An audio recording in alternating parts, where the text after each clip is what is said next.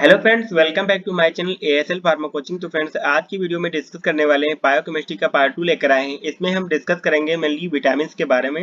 Vitamin क्या होते हैं, विटामिन के टाइप्स बात करेंगे, उसके डिसीज कौन कौन से होते हैं, उसके क्या टेस्ट होते हैं, सारी चीजें यहाँ पर डिस्कस करेंगे विटामिन से रिलेटेड। तो फ्रेंड्स, वीडियो के अंत तक जरूर बने रहिएगा। तो फ्रेंड्स, स्टार्ट करते हैं। विटामिन क्या होते हैं। अगर विटामिन की बात करते हैं, जो विटामिन होते हैं, विटामिन जो होते हैं ये हमारे लिए जो इम्पोर्टेंट होते हैं कि ग्रोथ के लिए, हेल्थ के लिए, ऑर्गेनिज्म हेल्थ के लिए ये इंपॉर्टेंट होते हैं। लाइक जैसे कि डायरेक्टली और the coenzymes discharge deficiency symptoms of the our alert signal देते हैं। अगर इनकी डिफिशियंसी होती है तो अलर्ट सिग्नल देते हैं कि हमारे जो बॉडी है वहां पर कोई डिसीज हुई है, ये अलर्ट करते हैं। ठीक है, अगर इनकी डिफिशियंसी होती है। Satisfy to the additional supplement, उससे सेटिस्फाई करते हैं कि हमें एडिशनल सप्लीमेंट की तरह यूज करते हैं विटामिन को। ठीक है फ्रेंड्स, तो ये विटामिन हो गए। आगे बात कर लेते हैं। और तो अगर इंट्रोडक्शन ऑफ विटामिन की बात करते हैं, सबसे पहले बात कर लेते हैं इंट्रोडक्शन ऑफ विटामिन। तो यहाँ पर सबसे पहले बात करते हैं जैसे कि विटामिन जो होता है may be defined as the organic compound. तो विटामिन क्या होते हैं, एक ऑर्गेनिक कंपाउंड्स होते हैं जो कि रिक्वायर्ड होते हैं our life small amount of the perform the specific biological function. यानी कि ऑर्गेनिक कंपाउंड्स होते हैं जो कि रिक्वायर्ड होते हैं फंक्शन के लिए बॉडी को स्मॉल अमाउंट में, जो कि परफॉर्म करते हैं बायोलॉजिकल जो स्पेसिफिक फंक्शंस होते हैं। विटामिन स्पेसिफिक फंक्शंस जो होते हैं उसको परफॉर्म करते हैं। तो ये होते हैं विटामिन। अब चलते हैं थोड़ा हिस्ट्री के बारे में बात कर लेते हैं, कैसे विटामिन की डिस्कवरी हुई, कैसे विटामिन आए, तो उसकी बात कर लेते हैं। अगर हिस्ट्री की बात करते हैं तो सबसे पहले जो है हॉपकिंस नाम के साइंटिस्ट थे। इन्होंने कॉइन किया name accessory factor of the which means, इन्होंने ये बताया कि जो हमारा न्यूट्रिएंट होता है उसमें एक एसेसरी फैक्टर्स होते हैं जो कि एसेंशियल होते हैं, न्यूट्रिएंट में प्रेजेंट होते हैं एज अ फूड में। ठीक है, देखिए फूड एज जो न्यूट्रिएंट्स यूज किया जाता था उसमें एक एसेसरी फैक्टर्स होता है, वो होता है एसेंशियल होता है फूड में। ठीक है, तो उसको उन्होंने अभी विटामिन नहीं डिस्कवर किया था, एक फैक्टर डिस्कवर किया था कि ये होता है। ठीक है, एसेसरी फैक्टर। ठीक, ये बात बोली इन्होंने, हॉपकिंस ने। फिर बात कर लेते हैं जो फंक साइंटिस्ट, जो कि इन्होंने कॉइन किया वर्ड विटामिन। जो विटामिन वर्ड है इसको कॉइन किया था फंक ने। यहाँ पर आप विटामिन में ई एक्स्ट्रा दिख रहा होगा आपको, तो इसको भी डिस्कस करेंगे क्यों होता है। अगर विटामिन वर्ड की बात करते हैं तो वीटा से लिया गया है जिसका मीनिंग होता है लाइफ। और आगे आगे बात कर लेते हैं स्टडीज ऑफ सजेस्ट। अगर आगे जो स्टडीज की गई फर्दर, वहां पर बताया गया कि विटामिन जो थी कि all vitamin not the amine, जितने भी सभी विटामिन जो होती हैं एमीन डेरिवेटिव नहीं होती हैं।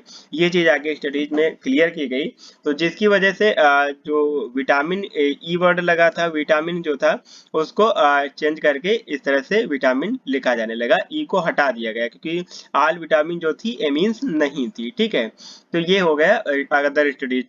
आगे बात कर लेते हैं जैसे कि मैकॉलन एंड डेविस जो थे, इन्होंने सजेस्ट किया था जो ABCD जो क्लासिफिकेशन होता है विटामिन का, अभी आगे डिस्कस करेंगे उसको, मैकॉलम एंड डेविस ने सजेस्ट किया था। ठीक है फ्रेंड्स, ये हो गया हिस्ट्री इसकी। आगे बात कर लेते हैं क्लासिफिकेशन ऑफ विटामिन। विटामिन का क्या क्लासिफिकेशन होने वाला है, तो बात करते हैं। विटामिन जो होते हैं दो टाइप से क्लासिफाइड किया गया है, वाटर सॉल्युबल विटामिन और वाटर इनसॉल्युबल विटामिन। ठीक है, अगर वाटर सॉल्युबल विटामिन की बात करते हैं तो water soluble vitamin vitamin B आ जाता है। विटामिन बी की बात करेंगे और वहां पर बी कॉम्प्लेक्स की बात करेंगे। विटामिन बी जो होता है एस्कॉर्बिक एसिड होता है, उसका केमिकल नेम होता है। अगर बी कॉम्प्लेक्स की बात करते हैं तो अलग अलग बी कॉम्प्लेक्स होते हैं, लाइक जैसे कि अलग अलग पर्पज से यूज किया जाता है, एनर्जी रिलीजिंग, हिमोपोएटिक की तरह यूज करते हैं कुछ विटामिन को, अदर विटामिन भी होती हैं। लाइक जैसे कि यहाँ पर बात करते हैं एनर्जी, जैसे कि थायामीन B1 हो गया, विटामिन B2 हो गया, राइबोफ्लेविन, नियासिन हो गया, पेंटोथेनिक एसिड हो गया, बायोटिन, विटामिन B6 हो गया। तो ये सारे विटामिन होते हैं। अगर ह्यूमोपोएटिक की तरह बात करते हैं जैसे फोलेट हो गया, विटामिन B12 हो गया, B6 हो गया, पेंटोथेनिक एसिड, अदर विटामिन जैसे B6, thiamine, folate, vitamin C, इस तरह से अलग अलग पार्टिकुलर यूज किए जाते हैं vitamin as a B complex. तो ये हो गए वाटर सॉल्युबल, जो कि विटामिन सी की बात किया और बी कॉम्प्लेक्स की बात किया। अब बात कर लेते हैं फैट सॉल्युबल विटामिन जो होती हैं, यानी कि वाटर इनसॉल्युबल होगी, ये फैट सॉल्युबल विटामिन होती हैं। तो यहाँ पर आता है ADEK। ADEK जो ये ट्रिक भी मान लीजिए, इसको ट्रिक तरह याद रखिए, ADEK। ठीक है, यानी कि विटामिन ए हो गया, विटामिन ई, विटामिन डी और विटामिन के, ये जो चार विटामिन होते हैं ये फैट सॉल्युबल विटामिन होते हैं। तो ये था क्लासिफिकेशन विटामिन का। अभी पार्टिकुलर एक एक विटामिन को लेके डिस्कस करेंगे आगे। तो फ्रेंड्स चलिए स्टार्ट करते हैं। और अदर भी कुछ बी कॉम्प्लेक्स से रिलेटेड विटामिन थी जो कि इम्पोर्टेंट नहीं है, पूछी नहीं जाती हैं, इनको क्लासिफिकेशन में नहीं रखा गया है, बट जान लेते हैं। B4 जो होता है उसका केमिकल नेम एडेनिन होता है। B8 जो होता है इसका केमिकल नेम इनोसिटॉल होता है। ठीक है फ्रेंड्स। अगर B10 की बात करते हैं इसका केमिकल नेम पावा होता है, पैरा अमीनो बेंजोइक एसिड। ठीक है। नेक्स्ट बात कर लेते हैं। B11 जो होता है सैलिसिलिक एसिड, इसका केमिकल नेम होता है। तो ये केमिकल नेम याद रखिए, बहुत ज़्यादा इंपॉर्टेंट नहीं है ये, इसको बी कॉम्प्लेक्स में नहीं रखा गया है, लेकिन इसके केमिकल नेम जरूरी है याद रखना। ठीक है फ्रेंड्स। आगे बात कर लेते हैं विटामिन ए की। सबसे पहले बात कर लेते हैं, स्टार्ट करते हैं विटामिन ए। तो विटामिन ए की अगर बात करते हैं, विटामिन ए जो केमिकल नेम होता है इसका जो होता है रेटिनॉल होता है। ठीक है। इसके 3 फॉर्म होते हैं, रेटिनॉल, रेटिनल और रेटिनोइक एसिड। यहाँ पर जो तीनों फॉर्म को अगर मिला दिया जाए तो उसको हम रेटिनोइड बोलते हैं। ठीक है फ्रेंड्स। अगर रेटिनॉल जो होता है, रेटिनॉल जो होता है यानी कि एल्कोहलिक फॉर्म होता है, ओ एल लगा हुआ है, ऑल ग्रुप लगा हुआ है, तो यानी एल्कोहलिक ग्रुप का जो एल्कोहलिक ग्रुप होता है रेटिनॉल, इसका जब ऑक्सीडेशन करते हैं तो हमें मिलता है रेटिनल, यानी कि एल्डिहाइड ग्रुप वाला कंपाउंड मिल जाता है। देन अगर एल्डिहाइड ग्रुप वाला जो रेटिनल होता है उसका ऑक्सीडेशन किया जाता है तो हमें मिल जाता है रेटिनोइक एसिड मिल जाता है। ठीक है फ्रेंड्स। आगे इसकी केमिस्ट्री की अगर बात करते हैं तो ये जो हमारे विटामिन ए जो होता है, जो केमिकल होते हैं वहाँ पर 6 मेंबर की रिंग होती है। बीटा आयोनिन जो साइड बीटा आयोनिन 6 मेंबर रिंग होती है। साइड चेन जो होती है इसमें आइसोप्रेनॉइड जो होता है साइड चेन होता है। अगर वहीं पे बात कर लेते हैं कि 11 कार्बन साइड चेन होती है। टोटल जो होता है कि 5 डबल बॉन्ड होते हैं। ये यहाँ से क्वेश्चन पूछा जा सकता है कि विटामिन ए में कितने डबल बॉन्ड्स होते हैं, जो 5 डबल बॉन्ड्स होते हैं। Whole structure provitamin of the beta carotene बोलते हैं इसको। ठीक है, बीटा कैरोटीन बोलते हैं। आगे बात कर लेते हैं इसके विटामिन ए जो होता है जिसको हम रेटिनॉल बोलते हैं। ठीक है, रेटिनॉल बोलेंगे इसको। जो इसका स्ट्रक्चर है यहाँ पर आप देख सकते हैं कि हमने बात किया था 5 जो डबल बॉन्ड थे, जैसे कि ये हो गया, ये डबल बॉन्ड, ये डबल बॉन्ड, ये डबल बॉन्ड जो होते हैं 5 डबल बॉन्ड थे। और यहाँ पर अलग अलग चेंजेस जो हमने देखा, रेटिनॉल की बात कर रहे हैं यहाँ पर, तो OH ग्रुप लगा हुआ है यानी कि एल्कोहलिक फॉर्म है इसका। ठीक है।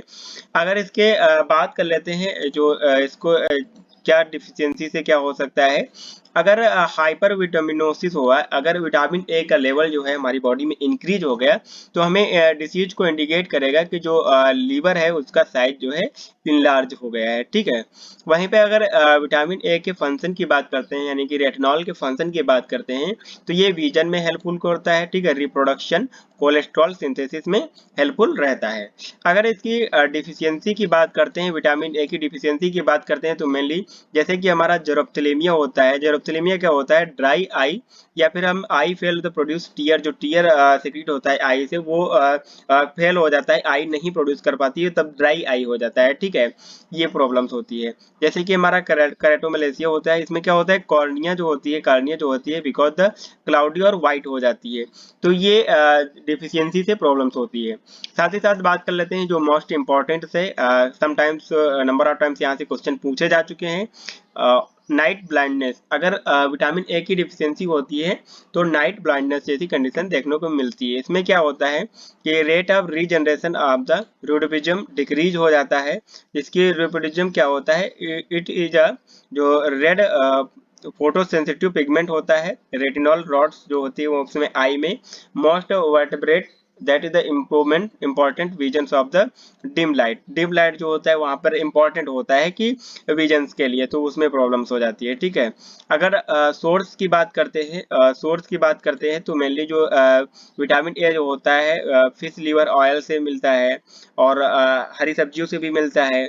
तो ये विटामिन ए हो गया। रेटिनॉल के बारे में डिस्कस कर लिया हमें, और इसका स्ट्रक्चर भी याद कर लेना है आपको, अगर पूछा जाता है एग्जाम में तो बना के आना है।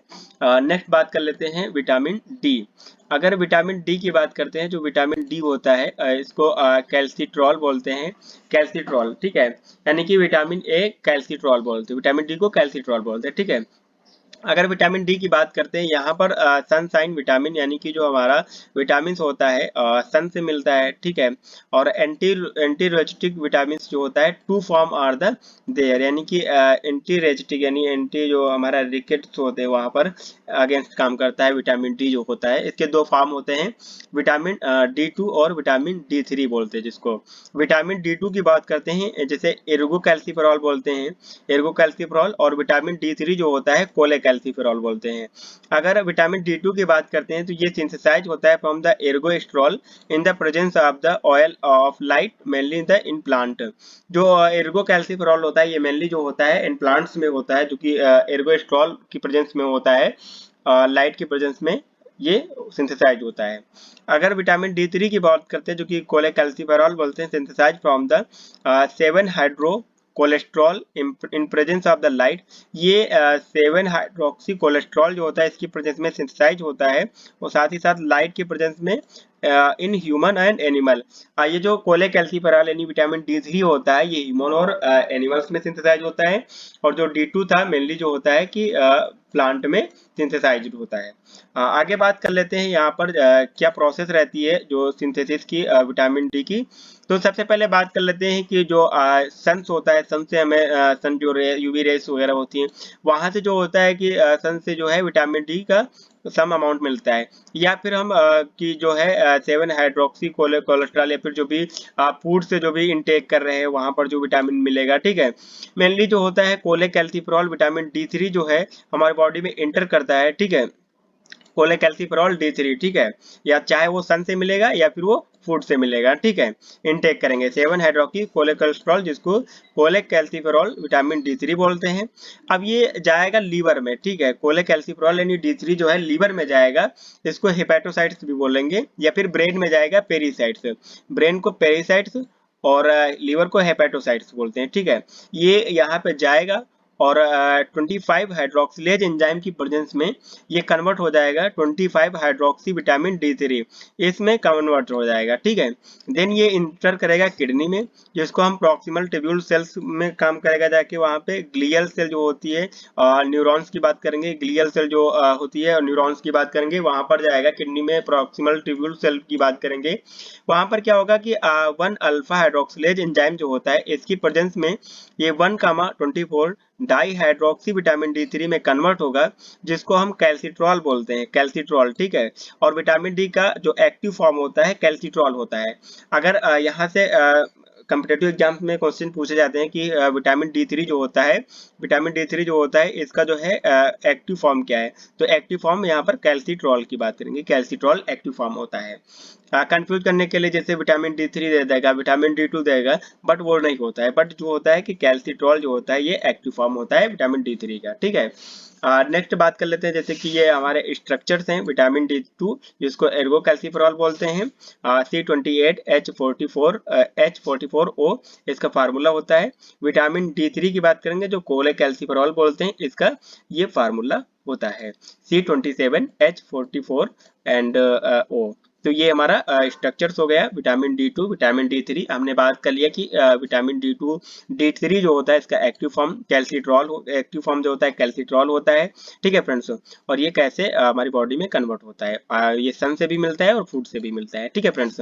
तो इसको याद रखिए, ये इंपॉर्टेंट टर्म्स हैं, ठीक है। नेक्स्ट बात कर लेते हैं इसकी केमिस्ट्री क्या होती है, जो हमारा विटामिन D3 की बात कर रहे थे यहाँ पर कि जो ring present in the structure, जो इसमें क्या होता है कि स्टेरॉयडल रिंग प्रेजेंट होता है। अभी जैसा कि हमने देखा कि यहाँ पर जो होता है ये क्या होता है कि स्टेरॉयडल रिंग्स प्रेजेंट है इसमें, ठीक है। तो ये बात किया कि स्टेरॉयडल रिंग्स प्रेजेंट होती है इसमें, स्टेरॉयडल रिंग प्रेजेंट होती है। अगर हाइपर विटामिन होती है, अगर विटामिन D2 का D3 जो होता है इसका जो विटामिन डी जो होता है इसका लेवल अगर हमारी बॉडी में इंक्रीज होगा तो हाइपर कैलेमिया जैसी कंडीशन देखने को मिलेगी, अनारोक्सिया कंडीशन देखने को मिलेगी। अगर इसके फंक्शन की बात करते हैं तो ये regulation of the calcium and phosphate का बैलेंस करता है। जो विटामिन डी होता है ये कैल्शियम और फॉस्फेट का बैलेंस करता है। नेक्स्ट बात कर लेते हैं, अगर विटामिन डी की डिफिशियंसी होती है तो उसमें रिकेट्स ऑस्टियोमलेसिया और delay in the teeth formation, ये सारी कंडीशन देखने को मिलेंगी। अगर इसके सोर्स की बात कर लेते हैं कहाँ से इसको हम ऑब्टेन करते हैं, तो फैटी फिश और एग यॉल्क से इसको ऑब्टेन करते हैं विटामिन डी जो होता है। साथ ही साथ सन से बात करते हैं, सन से मिलता है हमें नेचुरली। नेक्स्ट बात कर लेते हैं विटामिन ई की।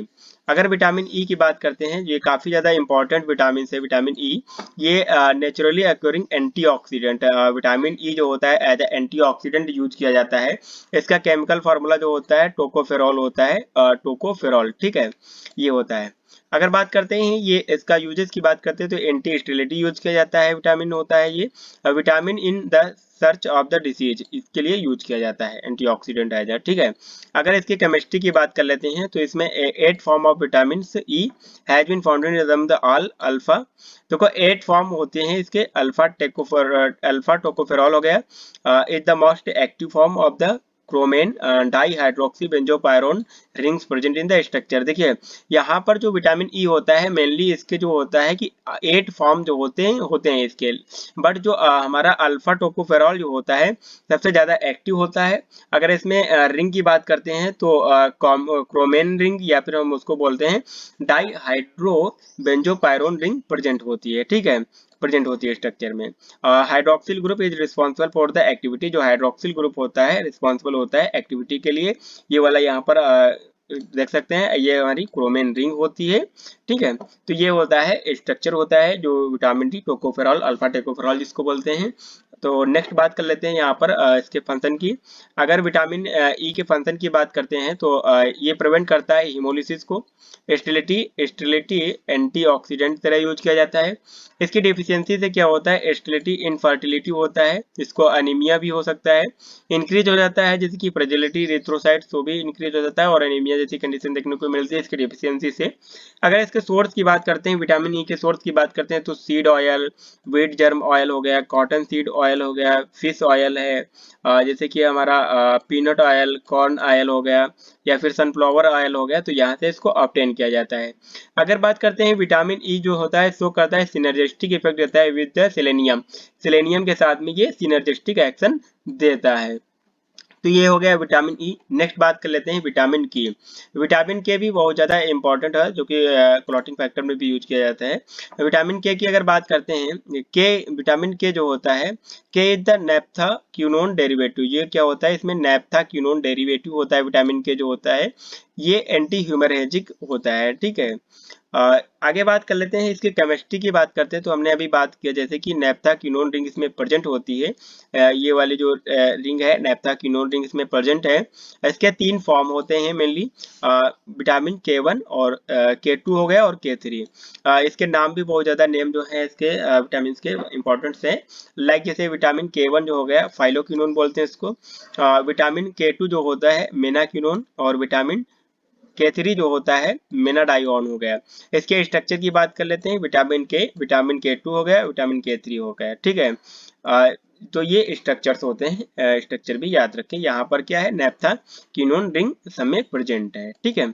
तो ये हो गया विटामिन के। आगे बात कर लेते हैं इसके क्या क्या फंक्शंस होते हैं और क्या क्या इसकी डिफिशियंसी से डिसीज हो सकती है हमें, तो उसके बारे में बात करते हैं। सबसे पहले बात कर लेते हैं जैसे कि हाइपर विटामिनिया। अगर विटामिन के का लेवल इंक्रीज होगा तो यहाँ पर हीमोलिटिक एनीमिया देखने को मिलेगा। अगर फंक्शन की बात करते हैं इसकी, तो एक्टिवेट करता है जो क्लॉटिंग फैक्टर्स होते हैं, क्लॉटिंग फैक्टर को एक्टिवेट करता है। मेनली जो 2, 7, 9, 10 क्लॉटिंग फैक्टर होता है इनको एक्टिवेट करने का काम करता है विटामिन के। एक्ट करता है एज अ कोएंजाइम की तरह। अगर इसकी डिफिशियंसी की बात करते हैं तो इंक्रीज हो जाता है क्लॉटिंग टाइम्स। आगे क्योंकि क्लॉटिंग फैक्टर को एक्टिवेट करता है तो जिसकी वजह से क्या होगा कि क्लॉटिंग टाइम जो है इंक्रीज हो जाएगा, साथ ही साथ हेमोरेज देखने को मिलेगा और उसकी डेफिशिएंसी, इसकी डेफिशिएंसी से जो होता है। अगर सोर्सेज की बात करते हैं जो जैसे कि हमारा कैबेज एंड जो हमारा कॉलीफ्लावर्स होता है यहाँ से इसको ऑब्टेन किया जाता है। विटामिन के एंटागोनिस्ट, अगर विटामिन के का लेवल हमारी बॉडी में इंक्रीज हो जाता है, इसकी टॉक्सिसिटी होती है, तो उसको एंटागोनाइज करने के लिए ड्रग्स यूज की जाती है, लाइक जैसे हेपेरिन, बिसहाइड्रोक्सीकॉमेरिन हो गया, सैलिसिलेट हो गया, डाइक्यूमराल हो गया, ये यूज किए जाते हैं। आगे बात कर लेते हैं विटामिन सी की जो कि एस्कॉर्बिक एसिड होता है। अगर विटामिन सी की बात करते हैं, ये क्या होता है, जो वाटर सॉल्युबल विटामिन होता है। ये क्या होता है कि वेरास्टिल विटामिन जो होता है known as the cure cold cancer, इसको क्योर कोल्ड कैंसर भी बोलते हैं। अगर इसकी केमिस्ट्री की बात करते हैं तो स्ट्रॉन्ग रिड्यूसिंग प्रॉपर्टी होता है इसके पास, एंटीऑक्सीडेंट होता है, acidic property is due to the enolic hydroxy group, जो हमारा इनोलिक हाइड्रोक्सी ग्रुप होता है इसकी वजह से क्या होता है कि एसिडिक प्रॉपर्टी इसकी होती है जो एस्कॉर्बिक एसिड होता है। वहीं पे अगर बात कर लेते हैं D ascorbic acid is inactive होता है और जो हमारा एल एस्कॉर्बिक एसिड होता है एक्टिव होता है।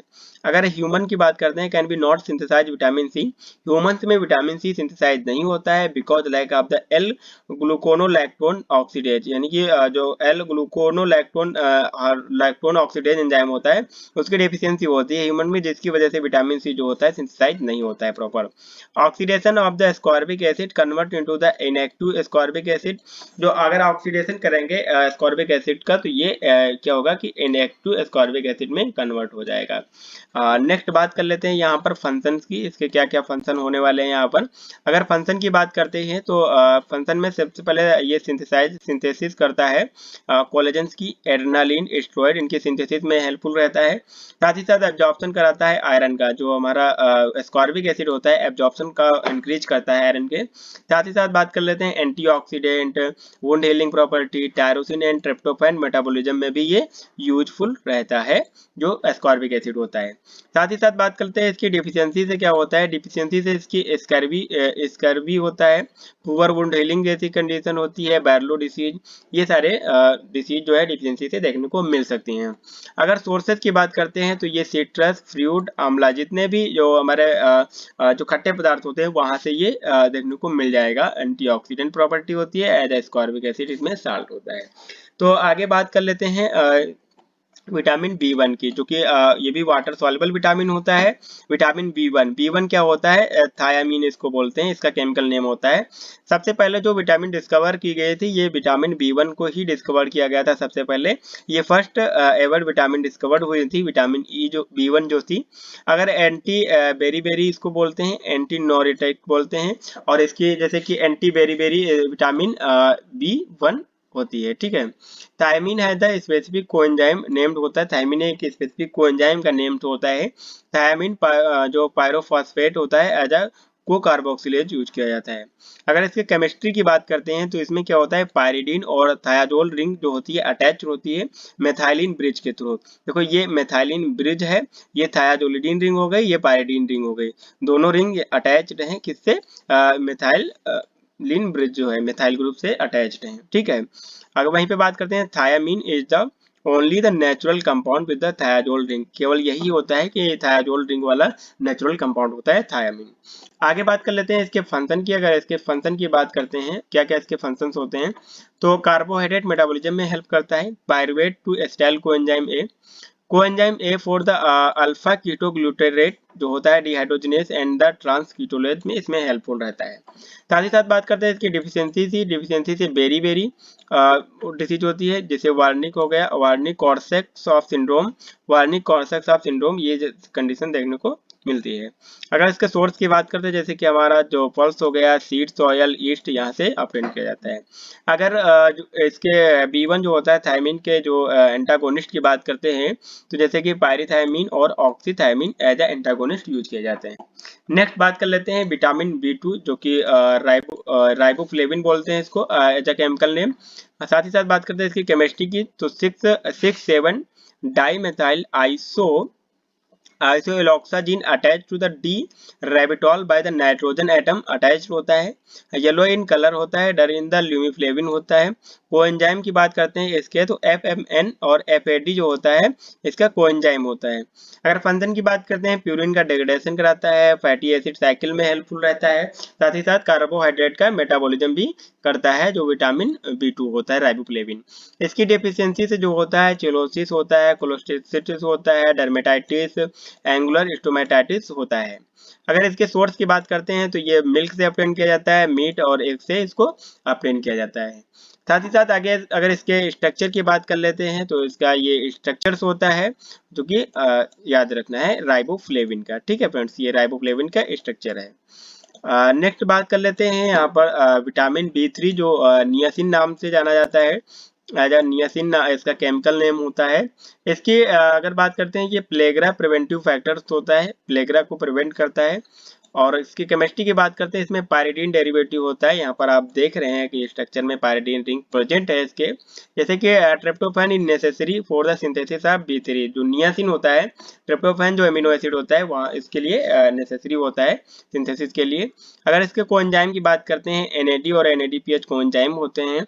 अगर फंक्शन की बात करते हैं, various oxy and reduction reaction, oxidation और रिडक्शन रिएक्शंस होती हैं कराता है ये, और इन्वॉल्व इन द कार्बोहाइड्रेट के मेटाबॉलिज्म में भी इन्वॉल्व होता है। अगर बात करते हैं decrease in the bad cholesterol, ये क्या होता है, जो बैड कोलेस्ट्रॉल होता है उसको डिक्रीज करता है। डिफिशियंसी से इसकी पेलेग्रा होता है, पेलेग्रा डिसीज। इसके सोर्स की बात करते हैं, मिल्क, फिश, एग, मीट, यहाँ से इसको ऑब्टेन किया जा सकता है। नेक्स्ट बात कर लेते हैं विटामिन B5। विटामिन B5 की बात करते हैं, जिसको कि पेंटाथोनिक एसिड नाम से जाना जाता है। इसके बात करते हैं, चिक एंटी डर्मेटाइटिस के लिए इसको यूज करते हैं, यही फंक्शन होता है इसका। Only vitamin B complex which is the cyclic in structure. अगर सिर्फ विटामिन B5 जो होता है कि साइक्लिक स्ट्रक्चर्स होता है इसका। अगर केमिस्ट्री की बात करते हैं तो pantoic acid and beta alanine help to the peptide linkage के थ्रू ज्वाइंट होता है कोएंजाइम्स को ए जो होता है। अगर इसके फंक्शन की बात करते हैं, conversion of the pyruvate to acetyl coenzyme A, alpha ketoglutarate succinyl coenzyme A, fatty acid acetyl coenzyme में कन्वर्जन में ये पायरुवेट के हेल्पफुल रहता है। साथ ही साथ बात करते हैं इसके डिफिशियंसी की बात करते हैं, तो बर्निंग फीट सिंड्रोम इसकी डिफिशियंसी से होता है। नेक्स्ट बात कर लेते हैं इसके स्ट्रक्चर की। यहाँ पर हम बात कर रहे हैं कि जो साइक्लिक स्ट्रक्चर से होता है इसको। अगर सोर्सेज की बात करते हैं तो एग, ईस्ट और बीट से इसको प्रिंट किया जाता है। नेक्स्ट बात कर लेते हैं विटामिन B6 जो होता है, जो कि पाइरोक्सिन नाम से होता है विटामिन B6। इसके 3 फॉर्म होते हैं मेनली, लाइक इसे पाइरोक्सिन हो गया, पाइरोक्सामीन हो गया, इन जो कि पाइरोक्सामीन जो होता है जो कि प्लांट्स में होता है, पाइरोक्सोल हो गया, rest two are of the animal. ये जो जैसे कि हमारा पाइरोक्सामीन जो हो गया, ये जो होता है प्लांट में होता है, जैसे पाइरोक्सल और पाइरोक्सिन हो गया ये एनिमल्स में पाए जाते हैं। नेक्स्ट बात कर लेते हैं इसकी डिफिशियंसी से, न्यूरोलॉजिकल डिसऑर्डर होते हैं।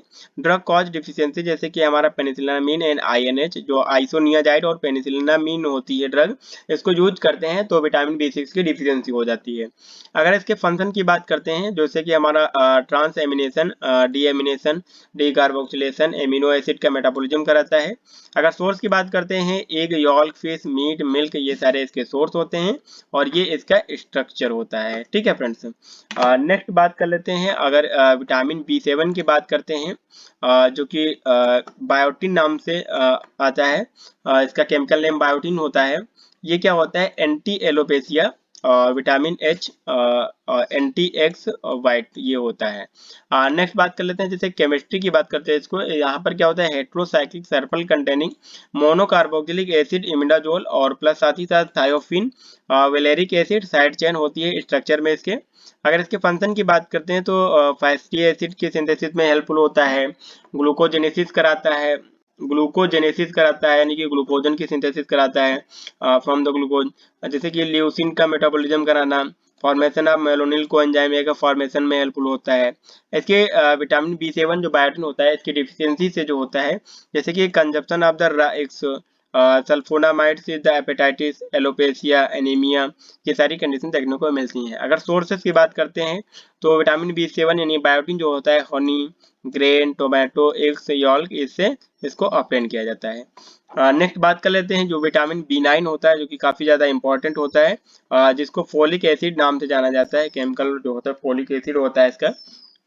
अगर इसके केमिस्ट्री की बात करते हैं, folic acid consist of the, जैसे टेरिडीन रिंग और पापा और साथ ही साथ ग्लूटामिक एसिड डाइहाइड्रोफोलेटेट, ये 3 रिंग्स जो होती हैं इसमें प्रेजेंट होती है। ये क्या करता है, डाइहाइड्रोफोलेट रिडक्टेज एंजाइम जो होता है, इसको कन्वर्ट करता है folic acid to the tetrahydrofolate में, फोलिक एसिड को टेट्राहाइड्रोफोलेट में कन्वर्ट करता है, जो डाइहाइड्रोफोलेट रिडक्टेज एंजाइम के हेल्प से। ठीक है, फोलिक एसिड जो होता है। नेक्स्ट बात कर लेते हैं फंक्शन की बात करते हैं इसके, तो सिंथेसिस ऑफ द थायमिडिलेट प्यूरिन की सिंथेसिस, मेथियोनिन डेफिशिएंसी हेल्पफुल रहता है, साथ ही साथ प्यूरिन की डेफिशिएंसी ये इंपॉर्टेंट होता है कि प्यूरिन की सिंथेसिस कराता है। Most common among the all vitamin होते हैं, जैसे कि हमारा ये जो विटामिन B9 जो होता है फोलिक एसिड, इसके हेल्पफुल रहता है मेगालोब्लास्टिक एनीमिया, नेचुरल डिफेक्ट्स जो होते हैं वहाँ पर हेल्पफुल रहता है। साथ ही साथ फेनोबार्बिटोन एंड जो फेनिटोइन कैन भी कॉज डिफिशियंसी कॉज करती है जो विटामिन B9 की। अगर सोर्स की बात करते हैं तो ग्रीन लीफी वेज जो होते हैं, एक यॉल यहाँ से इसको ऑप्टेन किया जाता है।